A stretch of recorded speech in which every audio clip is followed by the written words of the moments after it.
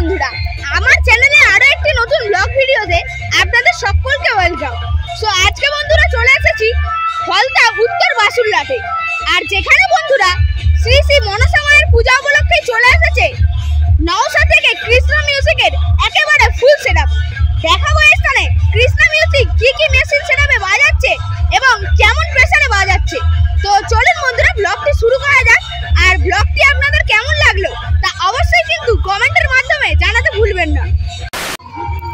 তো দেখুন চলে এলাম ফলতা উত্তর বাসুরঘাটে, আর যেখানে বন্ধুরা শ্রী শ্রী মনসা মায়ের পূজা উপলক্ষেই কিন্তু চলে এসেছে নওশা থেকে কৃষ্ণ সাউন্ডের একেবারে ফুল সেটআপ।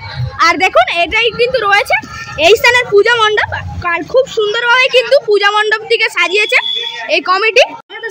দেখুন এখানে রয়েছে একটি মনসা প্রতিমা, এই মনসা প্রতিমাটিকে কিন্তু ভেলা করে ভাসান দেওয়া হবে। আর ভেতরে যে দুখানা মনসা মায়ের প্রতিমা রয়েছে সেগুলি কিন্তু এই স্থানে মানে প্রতিষ্ঠিত প্রতিমা রয়েছে। আর দেখুন এই মন্দিরের মধ্যেই কিন্তু বিরাজমান রয়েছে, এখানে কিন্তু লেখা রয়েছে শ্রী শ্রী মা মনসা মন্দির আর উত্তর বাসুরঘাট এই স্থানের অ্যাড্রেস লেখা রয়েছে।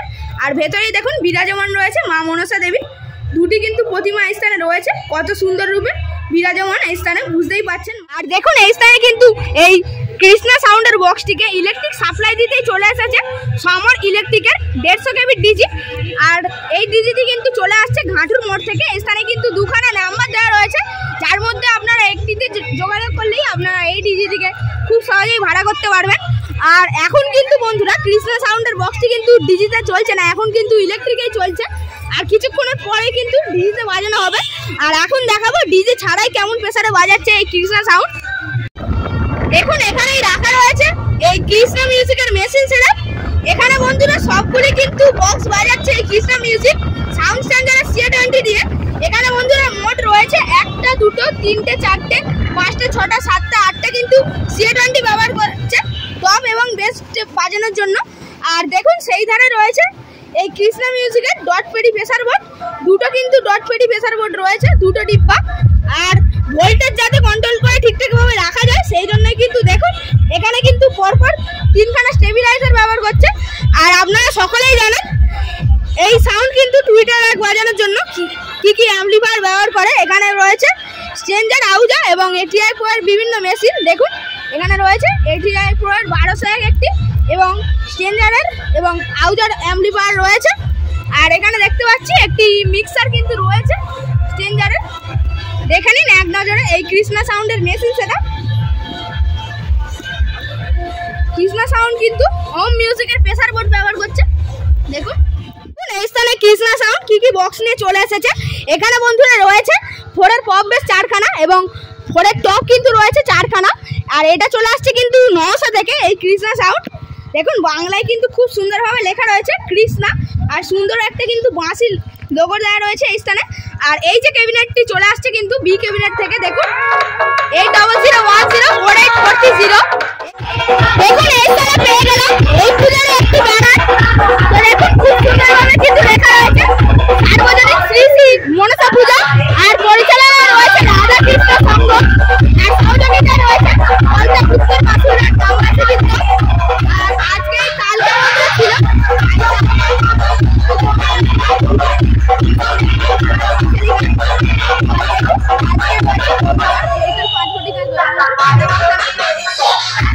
দেখুন এই কৃষ্ণা সাউন্ড যে স্থানে বাজছে তার উল্টো দিকেই রয়েছে একটি নদী, আর এই নদীটি কিন্তু হুগলি হয়ে মিলিত হচ্ছে এই নদীটি।